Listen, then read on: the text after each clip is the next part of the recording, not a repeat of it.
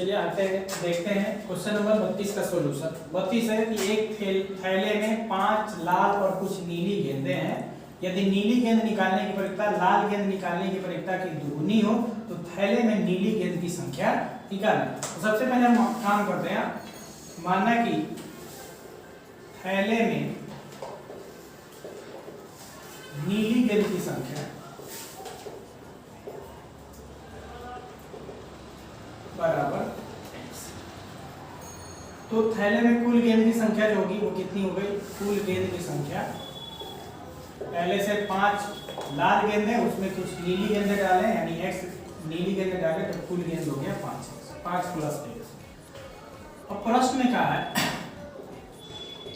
कि नीली गेंद निकालने की प्रायिकता लाल गेंद निकालने की प्रायिकता की दुगुनी है। तो लाल गेंद की संख्या कितनी है? तो 5। कुल गेंद की संख्या कितनी है? 5 प्लस 1। चलिए, नीली गेंद की संख्या कितनी है? x। कुल गेंद की संख्या 5 प्लस 1। तो नीली गेंद निकालने की संख्या लाल गेंद निकालने की प्रायिकता की दोगुनी है, यानी 2 का इसमें गुना कर दो। बनाते हैं बाकी सवाल। 2 का 5 में गुना होगा 10/5 प्लस x बराबर x/5 plus x। 5 plus x से 5 प्लस x को काट देंगे तो x बराबर क्या हो जाएगा? 10। ठीक है, यानी नीली गेंद की संख्या कितनी हो गई? 10। तो नीली गेंद की संख्या 10 हो गई, ये हमारा आंसर है। इसके बाद नेक्स्ट सवाल क्वेश्चन नंबर 33 है। 33 में कह रहा है कि सिद्ध करें कि 3 + 2√5 एक अपरिमेय संख्या है। तो इसका सॉल्यूशन देखते हैं। सबसे पहले हमें ये पता है कि अगर कोई संख्या परिमेय है तो उसके बारे में हमें ये पता है कि p तथा q का वैल्यू, यहाँ अगर कोई भी संख्या परिमेय होती है तो उसके लिए कंडीशन होता है कि वो संख्या जो है p/q के रूप में हो, और साथ ही साथ p तथा q का कोई उभयनिष्ठ गुणनखंड ना हो, और साथ ही साथ ये भी कंडीशन होता है कि q का वैल्यू 0 के बराबर ना हो। तो यहाँ एक काम करेंगे, अगर वो उस रूल को फॉलो नहीं करता है तब यहाँ ये संख्या जो है क्या हो जाएगी? अपरिमेय हो जाएगी। इसलिए हम इस संख्या को सबसे पहले परिमेय मानकर बनाते हैं। तो हम काम करते हैं, माना कि 3 + 2√5 एक परिमेय संख्या है। तो ये परिमेय संख्या होगी, तो 3 + 2√5 को हम लिख पाएंगे p/q के रूप में भी। जहां यहाँ ब्रैकेट में आपको लिख देना है कि जहां p तथा q का कोई सर्वभाज्य न हो और q का वैल्यू 0 के बराबर हो, यानी q ≠ 0। इस रूल को फॉलो करेगा तो क्या होगा? परिमेय संख्या होगा, अन्यथा अपरिमेय संख्या होगा। अब चलिए इसको यहाँ से सॉल्व करते हैं। तो इसको लिख सकते हैं 2√5, ये 3 को इधर हमने भेज दिया तो p/q -3 हो जाएगा। इस 2 को भी हमने भेज दिया तो √5 बराबर ये हो जाएगा p/2q, और दोनों जो बट्टे में आ जाएगा तो ये -3/2। तो ये देख रहे हैं परिमेय संख्या, ये भी परिमेय है, तो परिमेय में से परिमेय संख्या को घटाएंगे तो परिमेय ही मिलेगा। लेकिन √5 इधर आपको अपरिमेय दिख रहा है, तो यहाँ आप लिख सकते हैं कि यहाँ p/2q -3/2, ठीक है, परिमेय तथा √5 अपरिमेय संख्या है जो कि विरोधाभास है। कहने का मतलब है कि परिमेय संख्या और अपरिमेय संख्या दोनों आपस में बराबर नहीं होते, और यहाँ p/2q -3/2 जो है एक परिमेय संख्या है। इसमें से परिमेय संख्या को घटाएंगे परिमेय संख्या मिलेगा, और यहाँ है √5 अपरिमेय संख्या, दोनों आपस में बराबर नहीं हो सकता। इसलिए हम इस चीज को लिख सकते हैं कि ये जो है विरोधाभास है। अतः हमारी मान्यता गलत है, इसलिए 3 + 2√5 एक अपरिमेय संख्या है, और हम लिख सकते हैं प्रूफ। तो 33 नंबर सवाल को इस तरीके से बनाएंगे। आगे देखते हैं क्वेश्चन। संख्याएं 135 और 225 का एचसीएफ ज्ञात करने के लिए यूक्लिड विभाजन तकनीक का प्रयोग करें। तो यूक्लिड विभाजन एल्गोरिथम होता है या तकनीक जो होता है वो किसके बराबर होता है? वो होता है a बराबर bq प्लस r। ये है यूक्लिड विभाजन एल्गोरिथम। और a जो होता है, a का वैल्यू होता है जो बड़ी संख्या होती है, तो a का वैल्यू हो जाएगा 225 और b का जो वैल्यू होता है वो होता है 135। ठीक है, अब 135 का इसमें डिवाइड करेंगे वो होगा q का वैल्यू और जो भी शेष बचेगा वो होगा r का वैल्यू।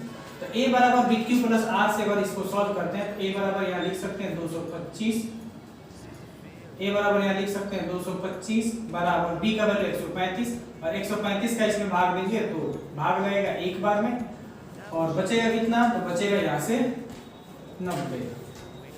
अब 135 को हम यहाँ लिख देते हैं, फिर 90 को यहाँ रखते हैं और 90 का भाग इसमें लगा एक बार में और बचेगा प्लस 45। ठीक है, अब 90 को यहाँ लिखेंगे, फिर 45 को यहाँ लिखेंगे, 45 गुना 2 प्लस 0। जब तक ये रिमाइंडर 0 ना बचता है तब तक यही काम करेंगे हम लोग, यानी एक जो b होगा उसको a मानेंगे, जो r होगा उसको b मानेंगे और यही प्रोसेस चलता रहेगा जब तक कि 0 रिमाइंडर ना मिल जाए, यानी 0 जब तक शेष पर ना मिल जाए। तो यहाँ जो b का वैल्यू होता है लास्ट पोजीशन में जब 0 आ जाता है, वहाँ जो b का वैल्यू होता है वही हमारा एचसीएफ होता है। इसलिए एचसीएफ का वैल्यू क्या हो गया हमारा 45। ये हमारा क्वेश्चन नंबर 34 का आंसर भी हो गया। क्वेश्चन नंबर 35 देखते हैं। यदि 15 cot a बराबर 8 दिया है, अरे इसका हल देखते हैं हम जी। तो 15 cot a का वैल्यू है 8, तो cot a बराबर हो जाएगा 8/15।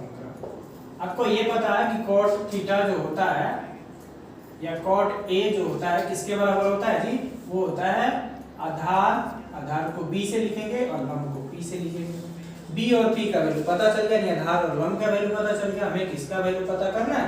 कर्ण का वैल्यू पता करना है। कर्ण बोले तो h का वैल्यू निकालेंगे √b² प्लस p² से।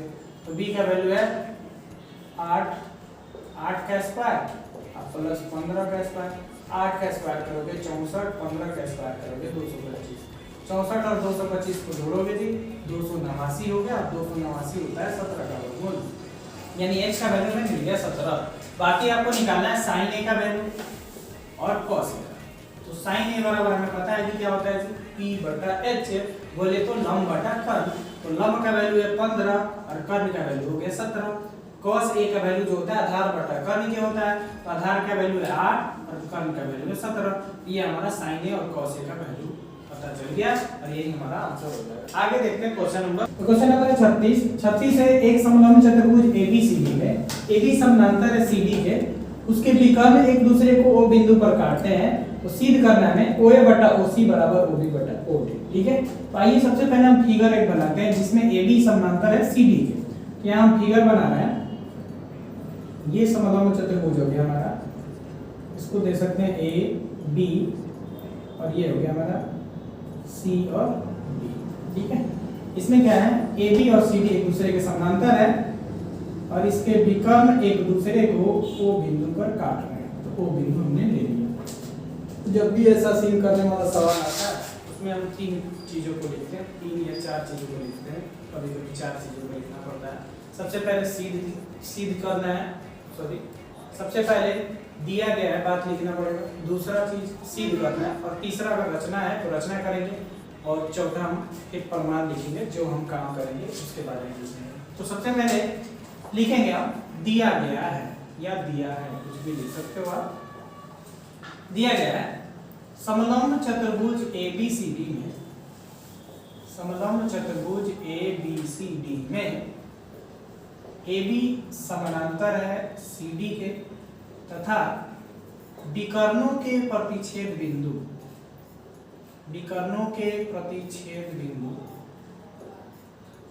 O है। दूसरा चीज हमें लिखना है सिद्ध करना है, हमें OA बटा OC बराबर OB बटा OD। यहाँ एक हम काम करेंगे रचना में, यहाँ से हम एक रचना कर लेते हैं। OP समानांतर AB कर सकते हैं या BC कर सकते हैं। OP समानांतर AB, अब यहाँ से हम अपने काम की बात यानी प्रमाण देखते हैं।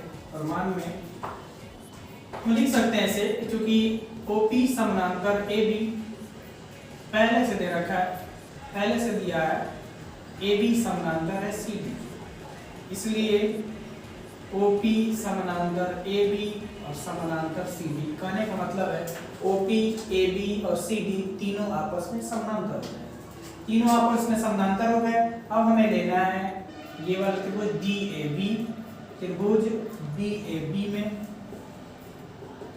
हम देख रहे हैं कि OP समानांतर है AB के, OP समानांतर है AB के।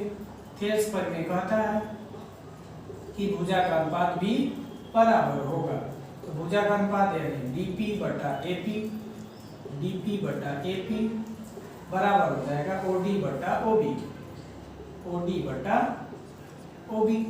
अब यहाँ आते हैं, इसको इक्वेशन फर्स्ट मानते हैं। दूसरा इक्वेशन ADC में, त्रिभुज ADC में हमको मिला OP समानांतर है DC के। जब OP समानांतर है DC के तो इस फेस पर में कहेगा DP बटा AP, DP बटा में AP बराबर OC बटा में OA, OC बटा में OA। इसको समीकरण 2 माने। अब यहाँ समीकरण 1 तथा 2 में हम क्या लिख रहे हैं कि DP बटा AP, DP बटा AP किसके बराबर, OB बटा OD बटा OB और OC बटा OA के। तो हम यहाँ लिख सकते हैं समीकरण 1 तथा 2 से।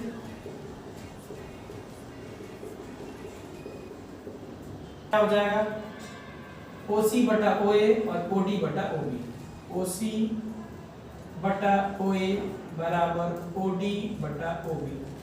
देखते हैं, ये हमें प्रूफ नहीं करना है, इसको उलट देना है, इधर उलट देंगे, इधर भी उलट देंगे। तो चलिए इसको उलट देते हैं, तो ये उल्टेगा तो ये हो जाएगा OA बटा में आ जाएगा OC, दोनों तरफ उलट देना है, OB इधर चला गया, OD इधर आ गया। तो आप देख सकते हो कि यही हमें प्रूफ करना था कि OA बटा OC बराबर OB बटा OD। यहाँ लिख देंगे प्रूफ। चलिए क्वेश्चन नंबर 36 हो गया। 37 हम देखेंगे, दूरी सूत्र का प्रयोग करके दिखाइए कि बिंदुएं 1, 5, 2, 4 और 3, 3 संरेखीय है। तो सबसे पहले यहाँ हम एक काम करते हैं, तीनों बिंदु को अगर मान लेते हैं, माना कि बिंदु A 1, 5, B 2, 4 तथा C 3, 3 है। अब हम क्या करते हैं, हम निकालते हैं दूरी AB निकालते हैं, फिर BC निकालेंगे और फिर AC निकालेंगे और दो छोटे दूरियों को जोड़कर देखेंगे, अगर बड़े के बराबर आता है तो क्या होगा, संरेखी होगा, नहीं संरेखी नहीं होगा। तो चलिए यहाँ से बनाते हैं, हम निकालते हैं AB का वैल्यू। AB का वैल्यू निकालेंगे x2 - x1 के होल स्क्वायर दूरी सूत्र से, तो 2 - 1 का होल स्क्वायर प्लस 4 - 5 का होल स्क्वायर। अब 2 में से 1 घटाएंगे 1, तो 1 का स्क्वायर, 4 में से 5 घटाएंगे -1 का स्क्वायर, तो 1 का स्क्वायर 1 -1 का स्क्वायर 1, तो दोनों का वैल्यू हो गया √2। अब यहाँ से हम निकालेंगे BC, तो BC निकालने के लिए हम क्या करेंगे, x2 - x1 यानी 3 - 2 का स्क्वायर प्लस 3 - 4 का स्क्वायर। फिर से निकालेंगे, हमारा वैल्यू सेम आएगा 1 + 1 यानी ये आ गया हमारा √2।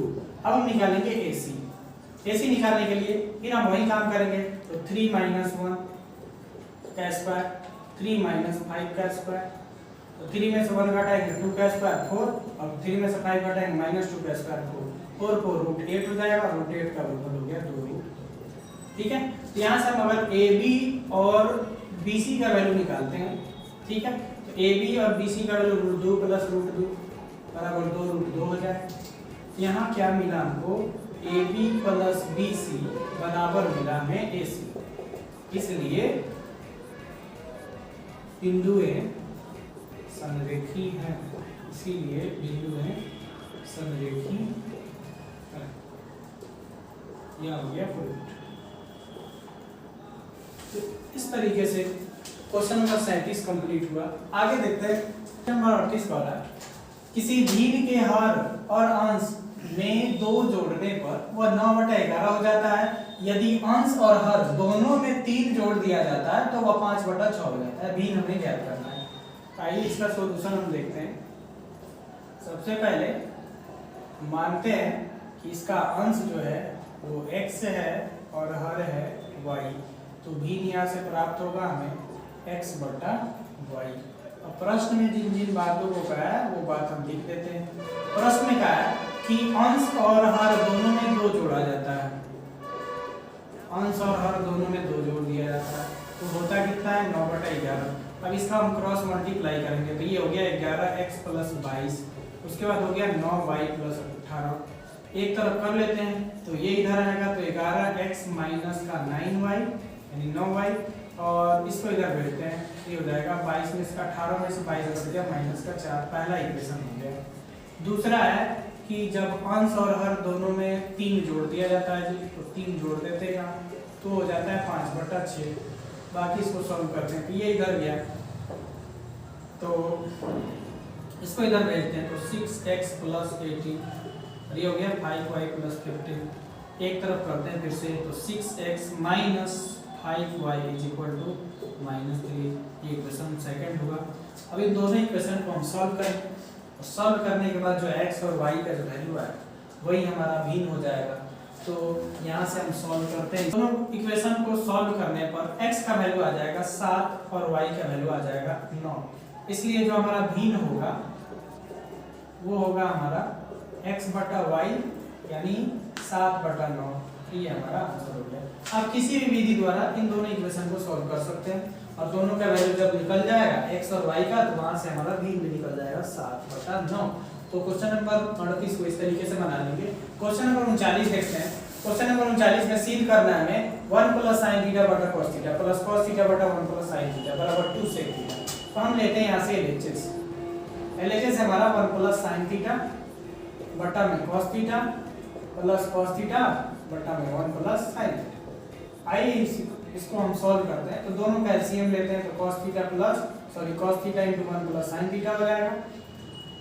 अब cos θ से भाग देंगे तो ये इसमें भाग देंगे तो cos θ कट गया, बच गया 1 + sin θ। तो 1 + sin θ का 1 + sin θ के साथ गुणा करेंगे तो 1 + sin θ का होल स्क्वायर हो गया। फिर से 1 + sin θ से 1 + sin θ कट जाता है, बचता है cos θ का cos θ के साथ गुणा हो गया cos²θ।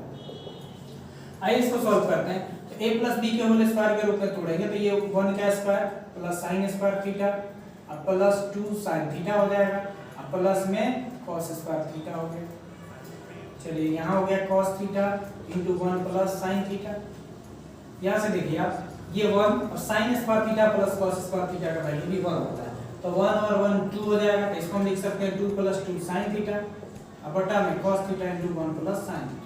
तो नीचे लिख सकते हैं cos θ × 1 + sin θ। अब चलिए दोनों चीजों में आपको 2 कॉमन दिख रहा है, तो यहाँ बच जाएगा 1 + sin θ और divided by cos θ × 1 + sin θ। 1 + sin θ से 1 + sin θ कट जाएगा, और इसको हम लिख सकते हैं 2/cos θ 2 को cos θ को लिख सकते हैं 1/cos θ, तो 1/cos θ को हम लिख सकते हैं 2 और इसको लिख सकते हैं 1/cos θ, तो 1/cos θ बराबर हो जाएगा sec θ। और ये हमारा RHS है और ये हमें प्रूव करना था। तो इस तरीके से क्वेश्चन नंबर 39 भी हो गया। आगे क्वेश्चन नंबर 40 हम लोग देखते हैं। क्वेश्चन नंबर 40 से सिद्ध करें कि tan² ∅ + cot² ∅ + 2 = sec² ∅ × cosec² ∅। तो यहाँ से लेते हैं LHS। LHS है हमारा tan² ∅ + cot² ∅ + 2। इसको सॉल्व करते हैं। tan² ∅ को हम लिख सकते हैं sin² ∅ बटा cos² ∅। cot² को लिख सकते हैं cos² ∅ बटा sin² ∅ प्लस का 2। आइए इसको सॉल्व करते हैं, ये हो जाएगा cos² ∅ × sin² ∅। cos² ∅ का टाइप डिवाइड होगा, ये कट जाएगा, sin² ∅ बचेगा, sin² ∅ का sin² ∅ के साथ गुना होगा तो sin 4π हो जाएगा। sin² ∅ से ये कट रहा है, cos² ∅ बच रहा है, cos² ∅ का इसके साथ गुना होगा तो ये हो जाएगा cos के पावर 4। अब बाकी +2 के साथ इन दोनों का गुना हो जाएगा तो +2 × sin² ∅ × cos² ∅ हम लिख सकते हैं। यहाँ से आपको ये दिख रहा है ये sin² का स्क्वायर है, यहाँ cos² का स्क्वायर है, अब +2 × sin² × cos² ∅। तो इस पर लिख सकते हो a² + b² प्लस का 2ab, ये होता है a + b का होल स्क्वायर, यानी इसको हम लिख सकते हैं sin² ∅ + cos² ∅ का होल स्क्वायर और बटा में हो गया cos² ∅ × sin² ∅। इसका वैल्यू होता है 1 और 1 का स्क्वायर करेगा फिर भी 1, तो 1 minus 1 by cos square pi होता है sec स्क्वायर पाई और 1 बाई sin स्क्वायर पाई होता है जी cos स्क्वायर पाई। ये हो गया हमारा RHS और यहाँ से हो जाएगा हमारा प्रूफ। तो इस तरीके से क्वेश्चन नंबर 40 कंप्लीट हुआ। क्वेश्चन नंबर 41 को देखते हैं। क्वेश्चन नंबर 41 में निम्नलिखित बारंबारता का समानांतर माध्य ज्ञात करना है। यानी हमें माध्य ज्ञात करना है। माध्य ज्ञात करने के लिए हमें क्या चाहिए? वर्ग अंतराल चाहिए, बारंबारता चाहिए, संचयी बारंबारता होगा तो भी हमारा काम चल जाएगा। तो यहाँ से हम सबसे पहले एक टेबल बना लेते हैं, बारंबारता सारणी बनाते हैं। तो यहाँ आपको प्राप्तांक 10 से कम दिया है, तो 10 से कम दिया तो हम यहाँ एक वर्ग बना लेते हैं कि प्राप्तांक का जो वर्ग है वो क्या है 10 से कम, तो हम ले लेते हैं 0 से 10, फिर 10 से 20, 20 से 30, 30 से 40, 40 से 50, 50 से 60 और 60 से 70, 70 से 80। चलिए आपको इस क्वेश्चन में दे रखा है छात्रों की संख्या, छात्र की संख्या जो दे रखा है, तो यहाँ 10 से कम दिया है, इसका मतलब कि इसमें संचयी बारंबारता दे दिया है जी, संचयी बारंबारता। तो संचयी बारंबारता लिख देते हैं, क्या है संचयी बारंबारता को CF से भी दिखा सकते हो, ठीक है। फिर हमें निकाल लेना है बारंबारता, बारंबारता यानी छात्रों की संख्या, छात्रों की संख्या इस वर्ग अंतराल में क्या है ये हमें पता कर लेना है। चलिए यहाँ से निकालते हैं। संचयी बारंबारता दे रखा है 25, 40, 60, 75, 95, 125 और ये 190 और 240। चलिए अब यहाँ से छात्र की संख्या यानी हमें बारंबारता निकालना है। ये F का भी वैल्यू होता है, ये CF होता है। F का वैल्यू निकालेंगे तो पहले के लिए तो 25 हो गया, लेकिन दूसरे के लिए 40 में से 25 घट गया 15, ठीक है। अब 60 में से 40 घट गया 20, 75 में से 60 घट गया 15, 95 में से 75 घट गया 20, 190 में से 25 घट गया, सॉरी 95 में से 75 घटा, 125 में से 95 घटा तो ये बच जाएगा 30, 190 में से 125 घटा ये हो जाएगा हमारा 65, 240 में से 90, 190 घट गया ये हो जाएगा हमारा 50। अब यहाँ से हम सिग्मा F का वैल्यू निकाल लेते हैं, सबको जोड़ के निकालते हैं। तो ये हो जाएगा 5, 10, 15, 20, 0, 2, 7, 6, 13, 3, 16, 2, 18, 19, 2, 21 और 1, 22, 2, 24 से जोड़ लेते हैं। 5, 5, 10, 5, 15, 20 का 0, 80, 2, 7, 6, 13, 3, 16, 2, 18, 1, 19 और 2, 21 और 3, 24 ये हो जाएगा 240।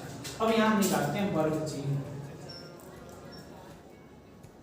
हम निकाल लेते हैं वर्ग चिन्ह हो जाएगा, दोनों को जोड़ के आधा करेंगे यानी 0 + 10 बटा 2 5, 30 बटा 2 15, यहाँ 50 बटा 2 25, 35, 45, 65, सॉरी 55, फिर 65, 55, 65 और 75।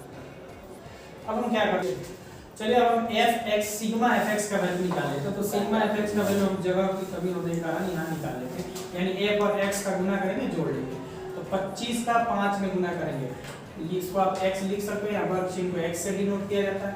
अब बाकी f यहाँ दिख रहा है आपको, f और x का गुना करना है तो 25 बचे 125 प्लस 15 का 15 में गुना करेंगे 225 हो गया, 20 का 25 के साथ गुना करेंगे 25 गुना 50 यानी 500, 35 का 15 के साथ गुना करेंगे तो ये हो जाएगा 15 बचे 75, 15 3 45 और 7 52, 45 का 20 के साथ गुना करेंगे तो 900 और 55 का 30 के साथ गुना करेंगे तो 1650 और 65 का 65 के साथ गुना करेंगे तो ये हो जाएगा 4225 और 75 का 50 के साथ गुना करेंगे तो ये हो जाएगा 75 का 50 के साथ गुना करने के बाद हो जाएगा 425, 5 7 35 और 2 37, 37 और 50।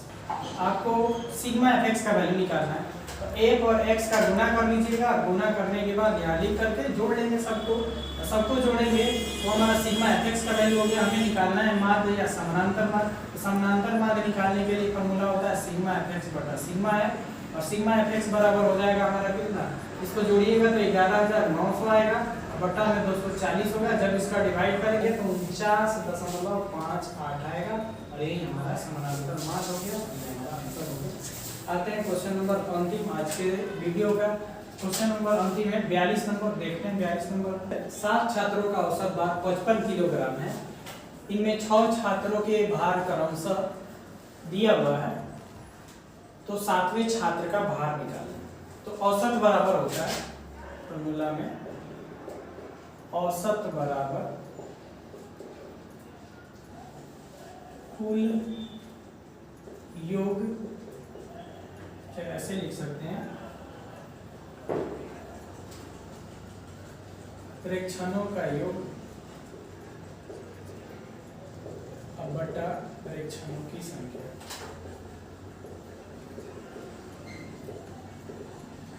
यही मान के लिए भी लागू होता है और औसत के लिए भी यही लागू हो सकता है। यहाँ दे रखा है औसत, दे रखा है 7 छात्रों का औसत भार दे रखा है 55 किलोग्राम, लिख देते हैं। और बाकी 6 छात्रों का औसत दिया, हम 7वें को x मान लेते हैं। 52 plus 58 plus 55 plus 53 plus 56 plus 54 और प्लस का x, और कुल 7 छात्र हो गए, 2 4 6 7 और 7 का डिवाइड कर देंगे। 55 का इस 7 के साथ गुना होगा, तो ये हो जाएगा 5 और ये हो गया 350। बाकी इसको हम जोड़ते हैं, 6 4 10, 3 13, 5 18, 8 26 और 2 28, 7 5 12, 5 17, 5 22, 5 27 और 5 32, 328 प्लस x हो गया। x का जो वैल्यू आएगा 385 में से हम 328 को हटा देंगे, तो यहाँ से मिलेगा 15 में से 8 बटा 7, 7 में से 2 बटा 5 और 3, यानी 57 किलोग्राम जो होगा तो 7वें छात्र का वजन हो जाएगा। और ये हमारा आंसर हो गया। आज का क्वेश्चन नंबर 42 तक का हल खत्म होता है। अगले वीडियो में हम लोग 2012 के दीर्घ उत्तरीय प्रश्न को सॉल्व करेंगे, जिसमें 5 क्वेश्चन है। इन सारे 5 क्वेश्चन को हम लोग अगले क्लास में सॉल्व करेंगे। आज के लिए इतना ही।